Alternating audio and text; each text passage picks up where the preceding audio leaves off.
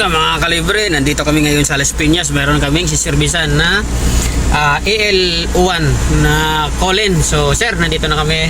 Dito na kami ngayon sa gilid ng bahay ni sir. Ayan si madam, naka-ready na. So papasok na kami ngayon sa bahay ni sir. Dito na kami sa taas. Medyo maano lang yung bubong. Ito binubuksan na. So ano sa Colin, sir, Certos yung model nito. I-off na natin ang breaker. Tanggalin muna ang board. Tingnan natin kung ang error nito parang ano siya sa mga old model, yung E1 error. Power. Ilan, tingnan natin.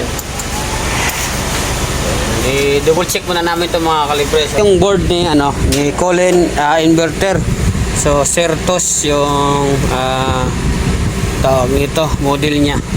So bago pa to, mga isang taon pa lang to. So wala na siguro warranty to or binili sa iba. So pinagawa na lang sa atin. Bagong bago pa to. So on natin ang breaker kung may power. So tanggalin muna natin tong sensor. On natin. Tingnan natin kung may ilaw. Yun, may ilaw nga. Ilaw. So, i-check muna natin itong mga kalibre ha. Bago mamaya, tuturo natin kung anong problema kayo. Mataas na sa bubong kami. So, tingnan natin yung board ng Colin. No? Sobrang slim na. Maliit na sa ngayon. So, pero yung microfarad niya is capacitor filter. 450, 680 microfarad. So, yung board lang ang pinapaliit niya. So, yung IPM nito, hindi natin sure kung ano yung pinaka-IPM nito. So, grabe. So, malayong-malayo na sa dating board ng mga ibang, yung dating Colin. So, ito yung modelo nila ngayon na board. So, full ADC rin ito. Yan ang IPM mo. So, grabe na talaga. Sobrang liit ng mga parts ngayon. So subukan natin i-repair. Itong board nila ngayon, tingnan natin, no. So wala na yung isang diode, saka ang MOSFET wala na rin. So ipapakita ko sa inyo yung pinagkakaibahan at nawala yung ibang parts ng dating board ng Colin. So ang nantira dito IPM saka itong bridge diode. So ang MOSFET saka yung isang diode nawala na siya.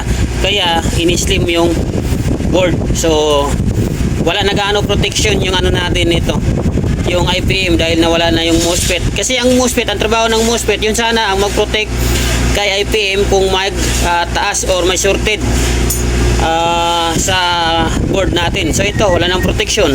Pag mag-short si diode, so tatamaan ka agad si IPM. So IPM kagad ang problema. So ito, pinapaliit niya. Ayos mga kalibre.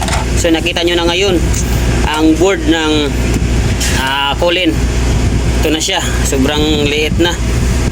At hindi ko alam kung gaano ka tibay ang paggawa nito, kasi binawasan na nila ng ibang parts ito.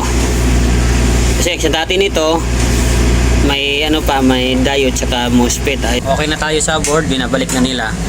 Ayan sila sa likod ko kasi nakaupo kami dito sa area namin. Ayan si Madam. Hi. Madam Z. Sila sa likod. Mayroon pa silang bitiyan ito. Ito, aabangan natin ito.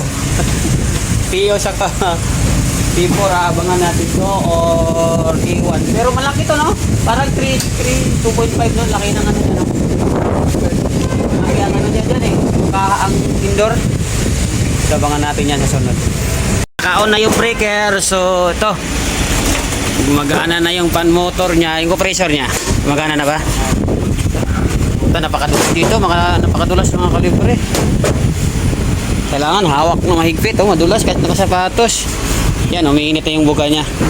So observe na lang natin to.